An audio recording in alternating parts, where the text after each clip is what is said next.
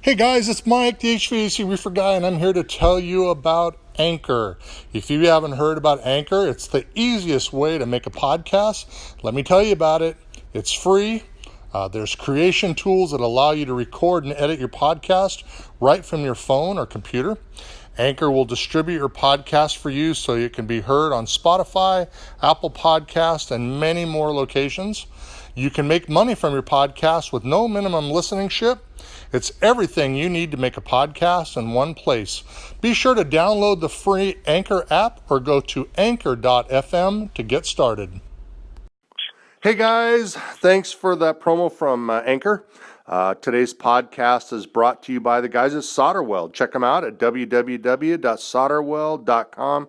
They're the makers of hot block and round rod and 15% silver solder round rod, multi-sol and alloy sol. I mean, they got so much stuff out there to help you HVAC and refrigeration techs get it done.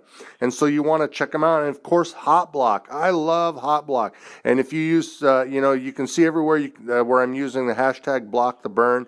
I love hot block. So again, today's podcast, and as almost all podcasts, are brought to you by Solderweld. So check them out at www.solderweld.com. So today is a super awesome, fantastic podcast with Ben Poole. He is the owner of the HVAC Tactical brand. He's also a skilled HVAC technician. He's an owner of a company. He is a trainer. He travels the country and helps people improve their business, improve their way of doing business, shows them how to be more profitable.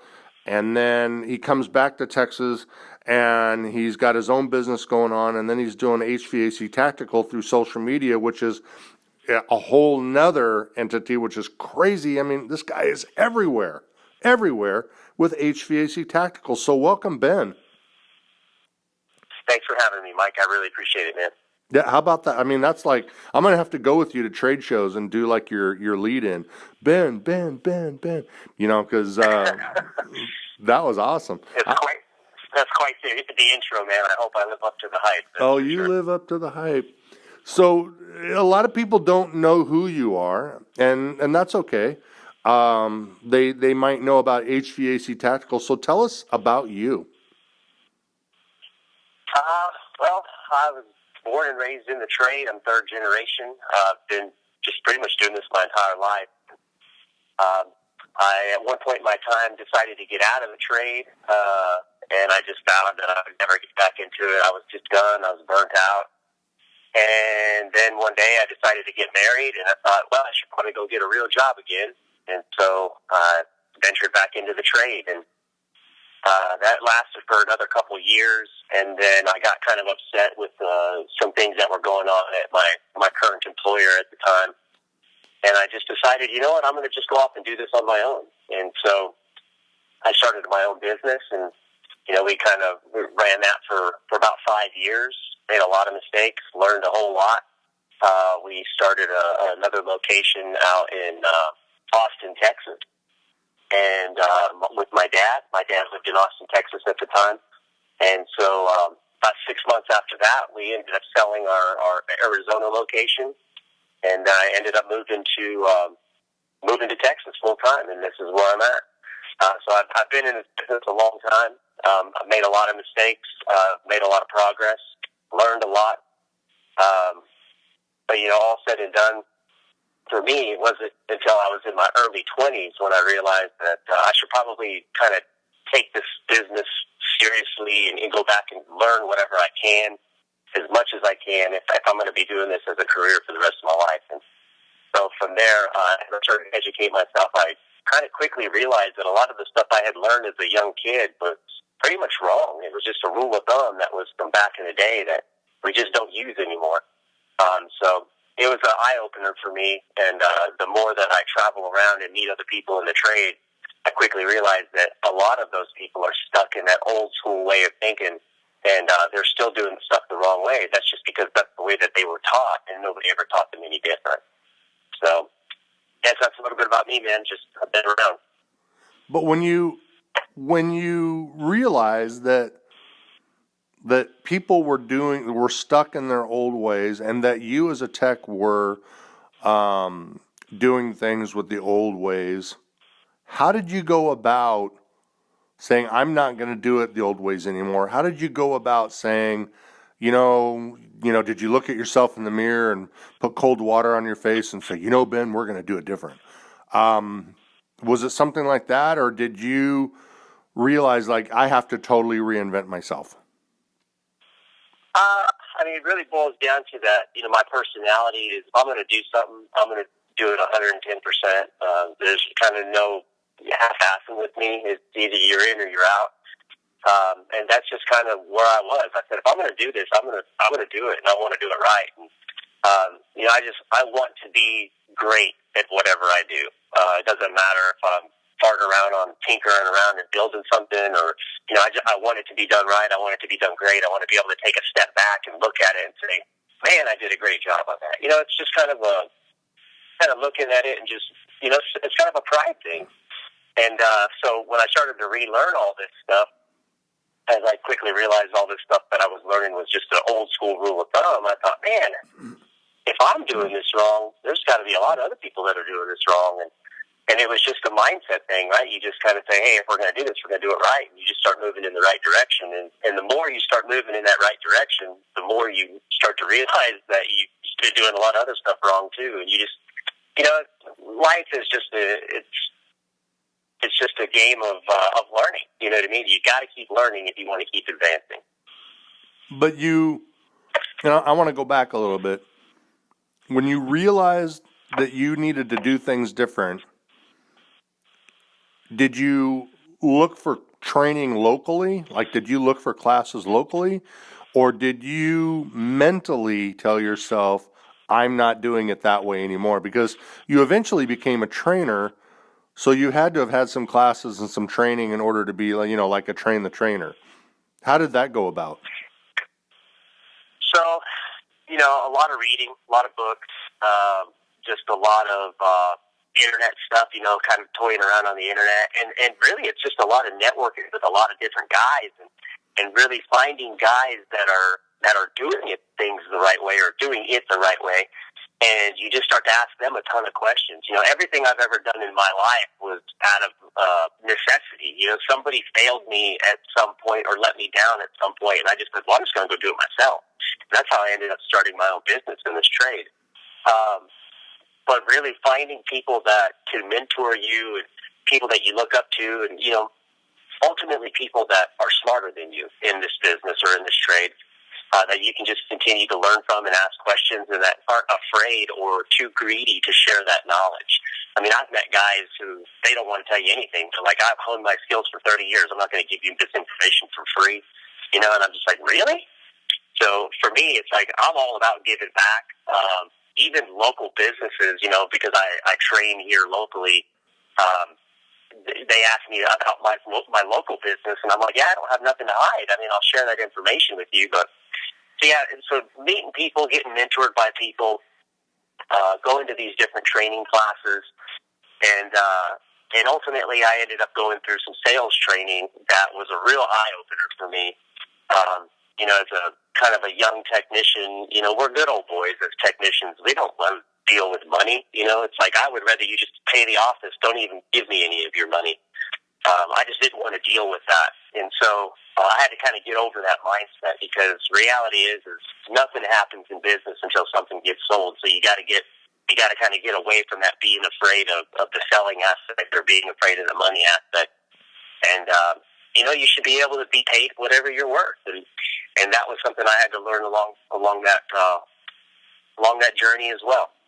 So as I took these training classes, I basically just learned what I needed to learn and kind of changed my way of thinking. And then doors of opportunity just started opening. And as I kind of honed in my skills and kind of mastered that sales aspect, I had a buddy of mine who was doing some sales training and came to me and said, hey, we're actually looking for another sales trainer, something you might be interested in. I was like, yeah, man, let's talk about it, And so kind of one thing led to another. And now I train for one of the largest AC manufacturers in North America, and I travel North America and Canada and do training for them. And last year I started doing training for TDLR, which is the Texas Department of Licensing. I do state training for them for continuing education on all the license holders here in the state. So it's pretty interesting stuff. When you became a trainer for the equipment manufacturer and you began to travel across the country, without naming names of companies or people, what did you see? I saw myself 10 years ago, 15 years ago, seeing that they're still stuck in those ruts where they've been taught by, they've been taught by the generation before them. And even if they weren't taught, they learn stuff in school, but then all those practices and stuff just get thrown out the window because they step into a company where the company has a ton of bad habits and a ton of old school guys that are like, oh, we don't do it like that. Well, that's what I learned in school. Well, we don't do it like that. This is the real world, and it's like you shortcut the processes and you shortcut yourself, and in turn, you're shortcutting your company and your paycheck, If you do the job right and you don't have the callbacks, you have super happy customers, ultimately you can charge more for the job and you're providing better quality. People should pay for what they're getting. I mean, that's ultimately what it really boils down to. Were you seeing companies that were operating almost at a break even, like companies that were just barely staying afloat? Did you see companies that were floundering? Were there companies out there that were running so profitable and doing such amazing things that you incorporated their programs into what you're doing? 100%. I mean, I see companies on all aspects, right, on both sides of the spectrum. There's guys who are just like, dude, I just need a miracle, man. Like, we're really struggling. And there's other guys who are like, oh, yeah, we punched out, $10 million last year at a 20% net profit. And I'm like, dude, that's amazing. But the average net profit in this business, because most shops are run by like 3 to 5 man guys, right? So, or 3 to 5 man shops. So when you look at that, the average profit, and this was in an article, can't remember where it was, but it was like the average HVAC company net profit's like 2 to 3%, which is ridiculous. I mean, you're scraping by, man.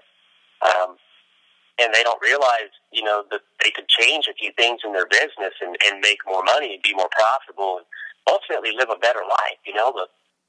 Look at these kind of older gentlemen who've been in the business for a long time, and they've been running these companies for 30 or 40 years, and they're still a little 2 or 3 man shop, and they don't know how to grow. A lot of times it's because they've kind of unconsciously made that choice not to, by not continuing to learn and educate themselves on what it takes to successfully run a successful business. Well, there's a lot of companies out there that have grown, have become multi-technician shops, 10, 12, 15, 20 techs, and then the overhead and the costs are so much to run a business that they actually decide for themselves they're going to go back to being a small shop. Like, I made more money being 3-man shop than I did at 20-man shop. Sure. I think, most businesses will just gradually grow kind of by themselves just because of name recognition. You start to grow in the marketplace and you just, oh, hey, I've seen that truck before. I recognize that name. But running a successful company it doesn't happen by accident, right? I mean, it's a very strategic thing. It's planned, it's plotted, it's calculated. It's something that you have to do intentionally. It's not going to just like unravel itself. And I think we live in a world today where everything is just expected. Everything is just, it's just going to happen. It's just going to unfold and just be this way. It doesn't work that way. It's a lot of hard work, a lot of long hours, Mm-hmm. As a business owner, you're working 60, 80, 90 hours a week for yourself simply for the fact that you don't want to work for somebody else. Mm-hmm. So, that's the entrepreneurial spirit, right? Right. So you're cruising down this positive spirit. You're changing the way that you're doing business. And if I go too fast, like on a timeline, let me know. You reevaluate and reinvent yourself to where your company is doing really well. And then along comes this thing called social media. And you got yourself involved in it.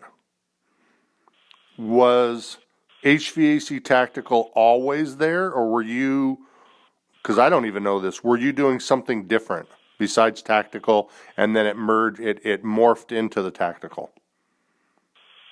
No, I mean, I've always had my hands in a lot of different things, and that's probably part of my problem. I'm spread pretty thin. Even my wife asks me all the time, I don't even know how you do it, you know. But, balancing, business life with family life, and then, tactical life, and, the traveling and the sales training life. I mean, there's a lot that goes on. But for me, it was, I was a heavy Facebook user. And then for a while there, I just kind of stepped away from social media altogether. And, I knew what Instagram was, and my wife was all over Instagram, and I was like, I'm not interested in no Instagram or whatever. I guess one day I just kind of signed up and started like tinkering around and started seeing that there was a ton of traction on the HVAC side on Instagram. That's why I eventually found you and found HVAC Know-It-All. So we just kind of looking at all that stuff, and in the back of my mind, I was thinking, man, you know what the trade needs is the trade just needs something that's just cool, something that they could wear, something that they could flash around on just their day off, or even go work in it or whatever. Just have something that they could represent what they do so passionately and so proudly for a living, without wearing something that was brand related, like to the Lennox or the Train or the Carrier or Honeywell or something like that.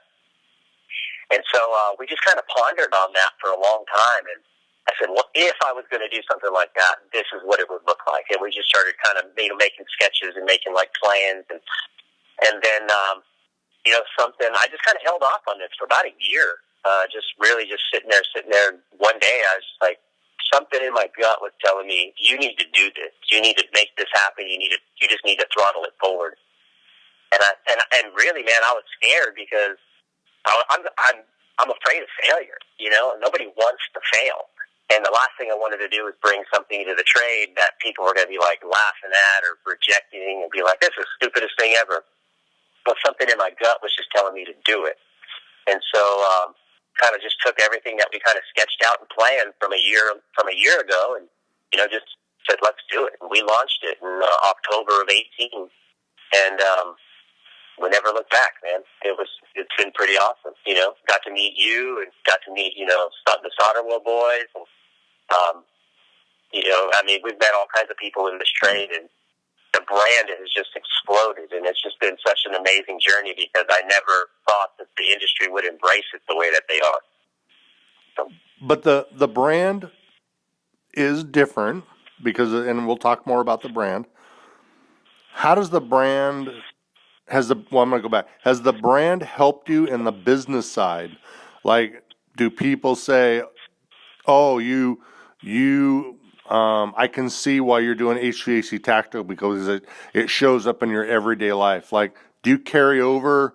Because you're almost creating a mindset. I mean, that's a weird way of saying it, but you're creating a mindset to where HVAC Tactical is detailed, it's being precise, it's being correct, it's doing the job right.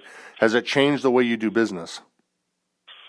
Well, we incorporated the whole purpose of calling it HVAC Tactical was because that's the way that I think. I'm very tactically minded. So I look at something and I go, how are we going to tackle this? And I try to think it through before we even start. And, kind of seeing the end before you even begin.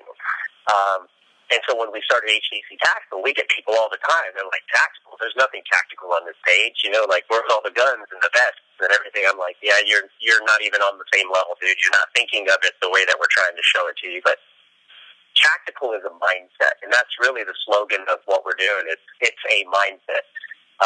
And it's, again, seeing the end before you begin. So yes, the brand itself, that's what it represents. That's what it stands for. It stands for precision. It stands for passion. It stands for just doing things the way that they're supposed to be done, and just being great at your job. Just taking that whole mindset to a different level. And I definitely incorporate that into my everyday life and my everyday business. And I think having that has definitely been one of the key factors of what's helped me kind of achieve that next level of where I am in my career. And I don't claim to know it all. I don't claim to be absolute best at what there is, but I think I'm pretty good at what I do. And there's always room for improvement, so I'm always learning. When the brand came out, a lot of people, well, not a lot, a few people thought, like you said, that the tactical part was military and it was guns. And somebody even said when the brand came out that the logo looks like a 9mm Glock. Has there been, that was about maybe a year and a half ago. Has there been negative things about the brand? Have people said that it's stupid or I don't get it? Have there been negative things about the brand? Surprisingly, there really hasn't been. I'm just looking at the logo now, trying to see where that 9mm Glock is. I'm just not seeing. Surprisingly, there's been really nobody making fun of the brand or saying that's stupid. I mean, we've obviously had the older generation; they don't understand what we're trying to do. And that's okay. It's not for them. The younger generation seems to understand it a little bit more. But if your mindset is not where you need it to be to start thinking different and start doing the job the right way. I mean, if your mindset is just like, hey, you can't see it from my house, and, I don't care, I'm just here for a paycheck, this brand is not for you. And I'll just straight up about that. I'll be straight up and bold about that. The brand doesn't represent clothing. The brand represents a mindset, a way of doing things, a way of thinking. And if you're not trying to achieve that level of not so much success, but that level of just the pursuit of perfection in your career, that pursuit of, I want to be the best at what I do, being passionate about the trade, this product is for you if that's you. So if that's not you, then the brand is not for you. Well, and I'll be honest, you came out, when did you come to Phoenix? 2 years ago? I think it's been 2 years ago. Yeah, it was probably November or December of. I think it was right. It was right before AHR 2019. I think you came out. We did an Instagram live, and I'll be honest, as a boomer, a lot of older guys don't get it. Because you know what? It's like you said, it's a mindset, and older guys and the boomer generation, they look at things differently, like all generations do. You'll look, when you're my age, you're going to look at what the younger generation's doing and be like, I don't get it. And I remember we did the podcast or the Instagram live, and I think somewhere along the line, I actually said, yeah, I don't see it. And you looked at me like, he doesn't get it. We just did this podcast and he doesn't get it. Like, what the heck? And it made me watch your face going, man, this guy is so passionate about it. I got to figure out why is he passionate about it. And I think it was when we went to dinner in Atlanta, and there was there was 4 of us at the dinner table. Like, it started clicking because I met your dad. Like, your dad is the one that sets the tone. Can you talk a little bit about your dad? My dad's pretty reserved, man. He's just pretty laid back. He doesn't really say a lot until you get him going. But yeah, my dad, obviously, I learned the trade from my dad. My dad had a business when I was growing up, and my dad's a great guy. There's no doubt about it. But my dad has a hard time getting the tactical things sometimes.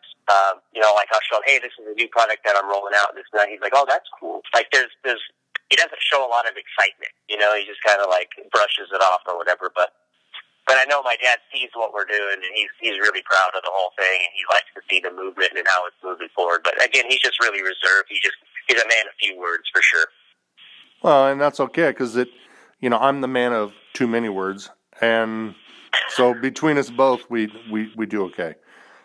But I wanted to make sure because it took me a little bit. It took me a little while, and then we had dinner, and then we saw the show, and then in the last year we've spoken quite a bit, and then it really starts to make sense about the tactical side, and I think it takes certain generations a little longer. When the well, my dad's a likable guy too, so that definitely helps. I've never met a person, not inside or outside of this industry, that has met my dad and said, I don't like that guy. Right. My dad's just a very likable guy. Right.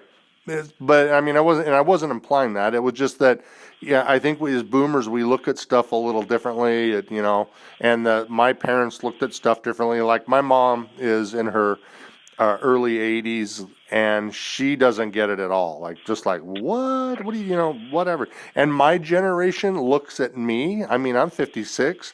Other mid 50-year-olds or 50-year-olds look at what I'm doing on social media, and they're like, we don't get it. And I'm like, I know you don't get it.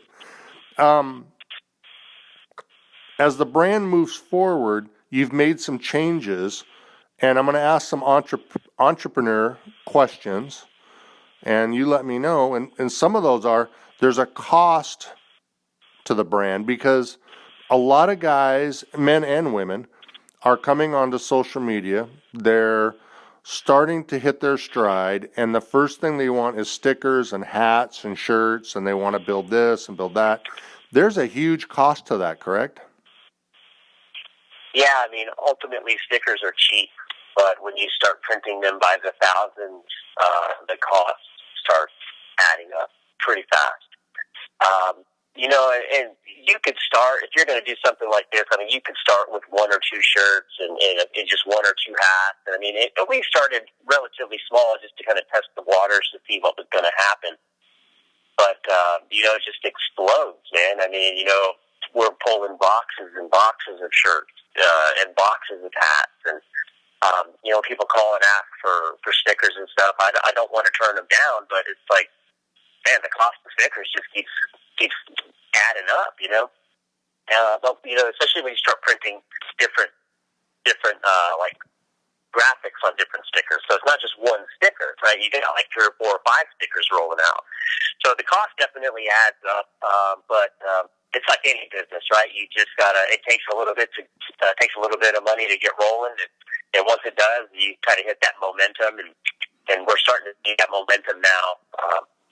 We didn't expect it this fast, but it's definitely happening, and we're really happy with it. So my best advice for anybody out there trying to do something would be just don't give up, man. If it's something that you want to do, just keep on trucking. And I've found through personal experience that when things seem like they're at their worst and they can't get any worse, that's usually when something good is about to happen and things are about to turn around.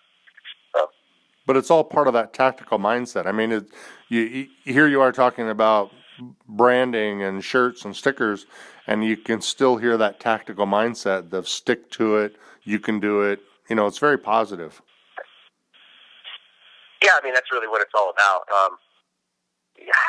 For me personally, I had to learn, all this stuff through other people. I've always struggled with, self-doubt. Man, I hope they like this. I hope they do this. But at a certain level, you got to kind of get over that, and you got to just say, hey, look, I'm just going to do this for me. I'm going to do this for the industry. I'm going to do this for the trade. And if you don't like what I'm doing, then get out of the way, because I'm going to keep on doing it whether you like it or not.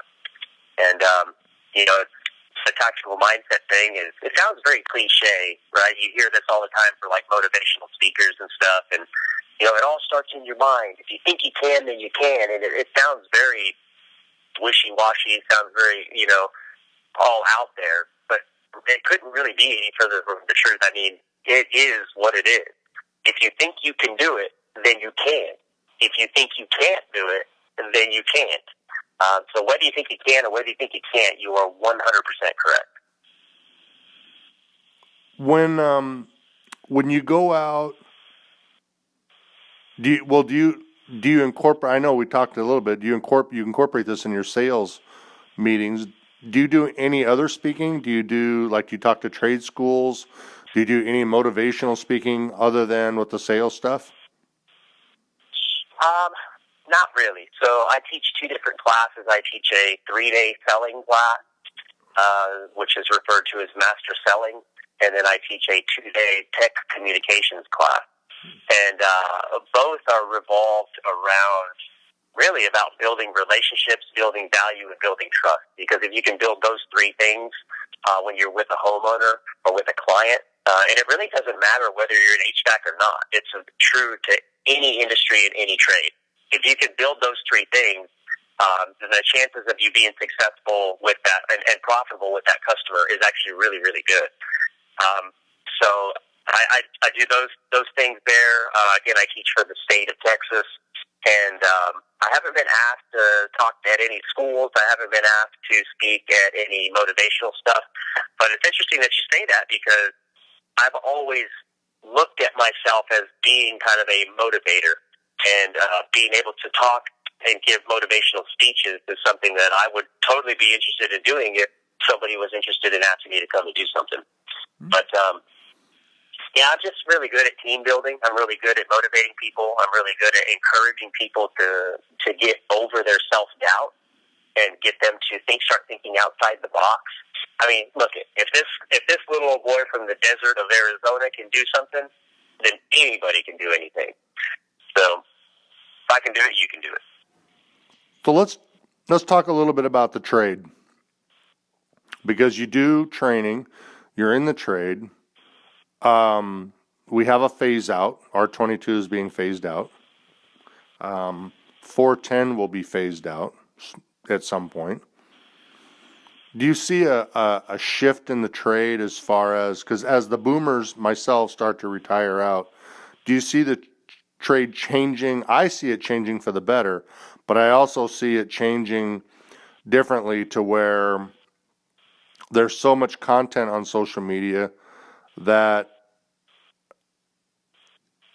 we're using social media to train techs. And are you seeing that? Are you seeing people not going to school and not taking classes? Are you seeing the trade changing to where social media and digital marketing or digital media is the place to go for training of techs? I think we live in a world today where, you're one YouTube video away from becoming the semi-expert at whatever it is you want to do. I'm personally a very mechanically inclined individual. I can watch a YouTube video and I understand it. I see the importance of doing things in a certain way, and I go, I can do that, and I'll go and do whatever I want to do. And I'm not the only guy that's like that. I mean, there's a whole world full of them. Most HVAC guys are pretty mechanically inclined, and they can probably do the same thing. But I feel like there's nothing wrong with going to school for HVAC. When I get people who ask me, I just go, honestly, dude, save the money and go jump in as an apprentice or as a greenhorn or as just a helper for an HVAC company, and just start learning the ropes. Find somebody who's willing to train you and go from there. And you start getting paid to be on the job to learn instead of paying to go to school to learn. Some people learn better in a classroom setting. Some people learn in real life better. I would say pick whichever avenue is going to work better for you. That would be my personal advice. Do you see the trade changing at all as far as as far as the skills gap widening? Is the trade, since you are in social media, are we doing enough to market ourselves to fill the skills gap? Because I believe we're not, but that's a whole nother topic. But from you, are we doing enough to market the trade towards young people? Are we doing enough to market the trade completely as a viable career? We're totally not marketing the trade like we should be. My HVAC business here in Austin suffers because it's hard to find good people. All the great people are already snagged up by other companies, and I'm not the guy to go start cherry picking people from other companies. I'm just not going to do it.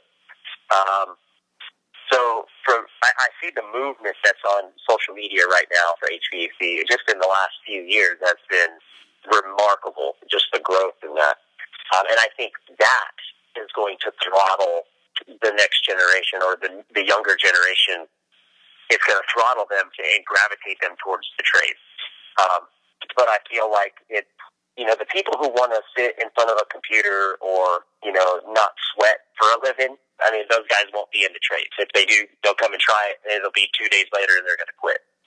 So it definitely takes a different breed of individual, somebody who's not afraid of hard work, because, well, you've been in this business a long time, Mike. You know that this is not an easy job, right? It's not an easy job, but, you said something about the marketing part of it and social media, and I'm going to step out of my comfort zone.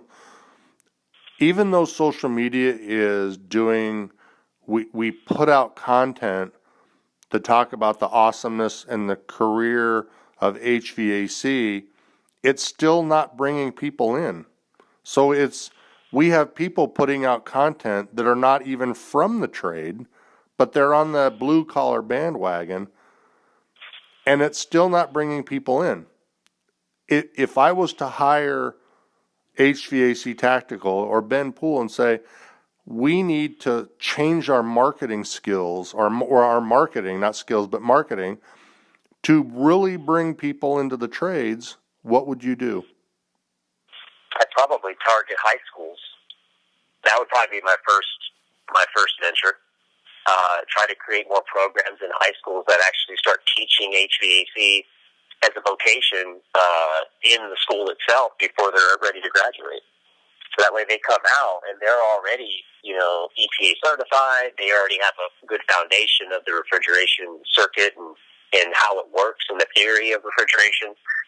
Then you could, jump into a company vehicle and learn the company's protocols, and you're already off to the races. And there's no, the training time is at a minimal now.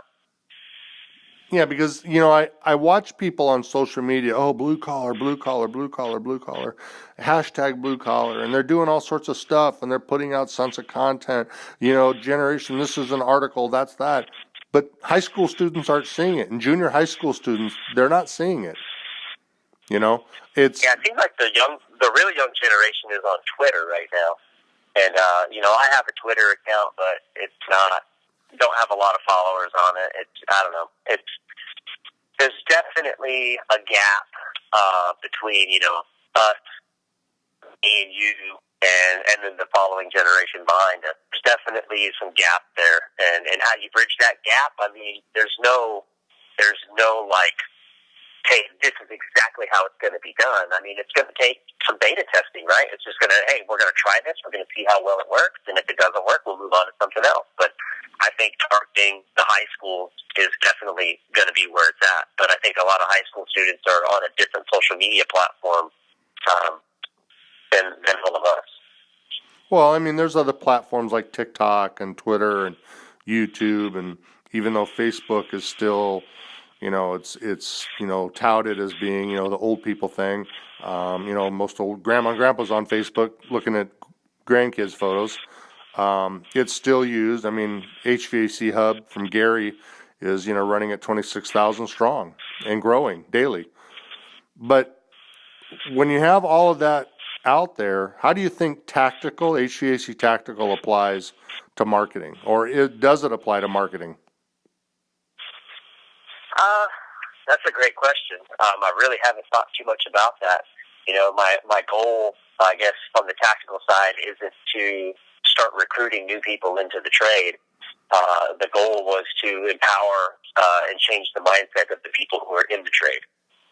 So, because it's a great question. It's something I actually see it. To talk about. I actually see it that HVAC Tactical, because there are a lot of people, a lot of men and women out there that think like you do, and have the same mindset that you do at a high school level, and they're looking, they're searching. Sometimes they end up in the military.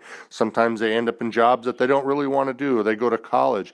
So I think there's a lot of people that are looking for quality. They're looking for an education. They're looking for,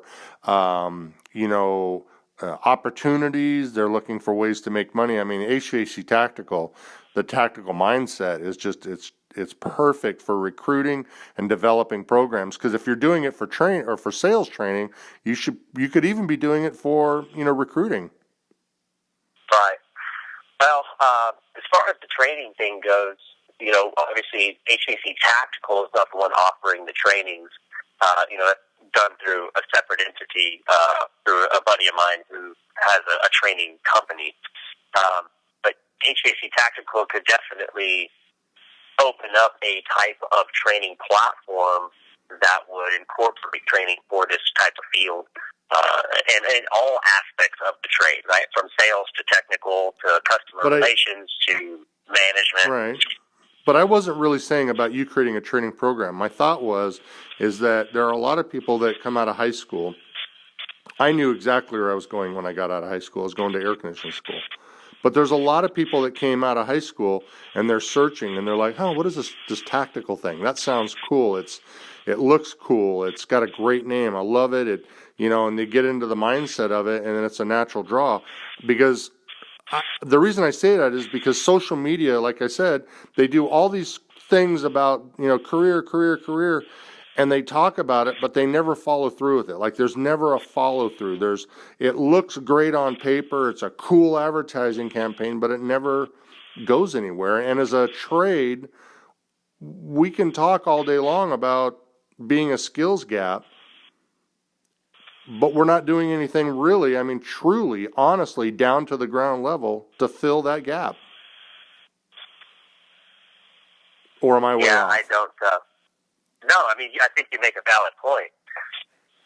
We definitely are suffering from lack of skilled people in the trade, for sure, just lack of people in general. Mm-hmm. I feel like, I think the high school is where it's at. Like the state of Texas has some programs that are in place where they're starting to move into that, teaching the trades in the high schools and stuff like that. And I don't know about, the other states and what they got going on. It's definitely going to take a movement, but I think first and foremost, it's going to take the people of the trade to band together to figure it out, and it's not going to just be one guy. He's going to be like, oh, this is what we need to do to change the world, Right. So and until you get everybody in the trade to change their way of thinking and know what we need to do, then none of that really happens. So as HVAC Tactical moves into the next decade, can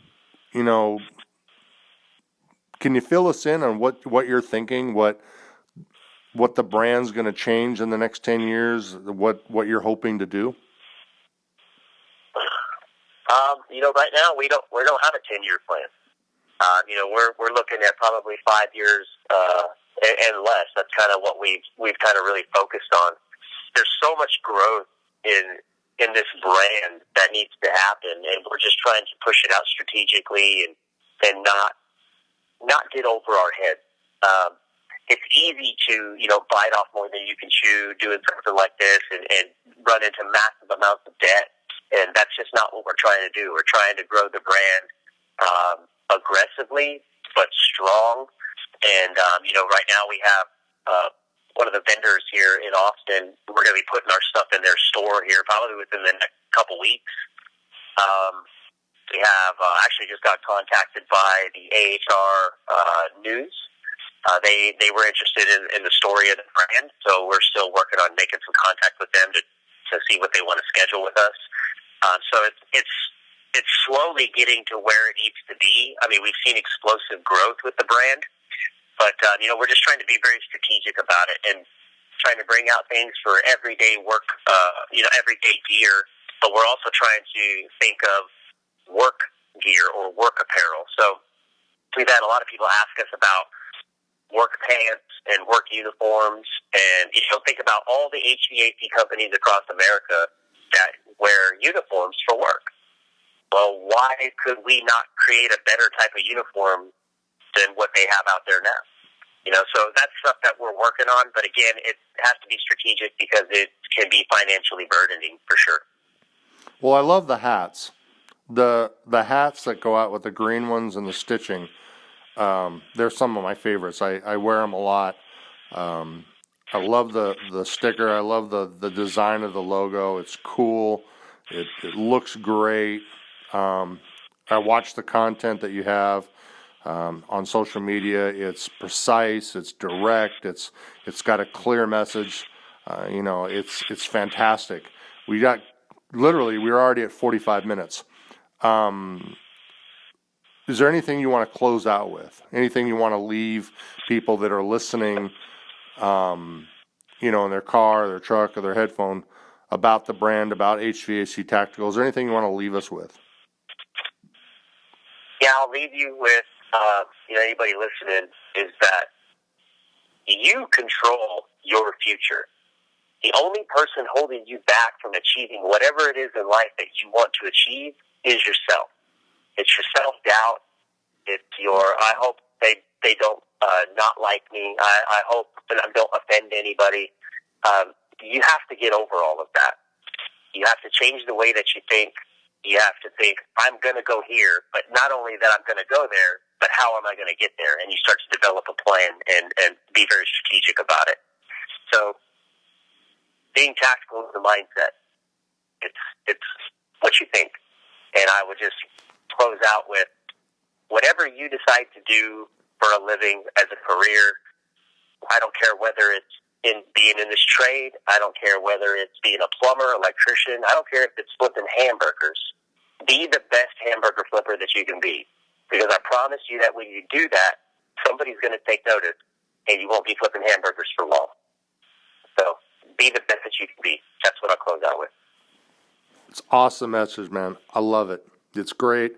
I love what you're doing. I can't wait to see you next week in Orlando.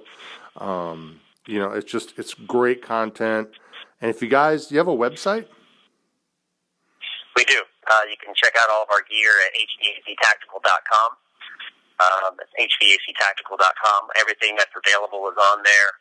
Some stock is running low right now. We had a lot of stuff that kind of got rushed out for Expo. So we'll hopefully restock in here real soon. And you'll also be able to, on Instagram, check out Ladies of HVAC Tactical. And that's basically, the women who stand behind all the guys out in the field doing their thing. And there's also women technicians, so don't forget that. So that page could also be for you as well. But be sure to check them out. Check us out at Instagram, Facebook, Twitter, YouTube, pretty much every social media outlet there is. It's our handle is HVAC Tactical. Dig it. I love it. I love everything about it. So guys, this is it. We came to 47 minutes and went by fast. So, Ben, you probably know already, but again, I close every podcast the same with saying, please be good humans. There's so much crazy crap all day long that people are doing in the world. Please wrap, your arms around the ones you love. And, if you got somebody out there hurting, or maybe they got cancer, or they got a medical issue or something going on personal, don't ignore them. Because they definitely need your help, and they just want to feel like they're part of the family. So wrap those arms around them and give them some love. And of course, work safe, and be good humans. And until next time, we'll talk soon. As always, Ben, thanks a bunch for coming on. And remember HVAC Tactical. We'll talk soon. Bye-bye.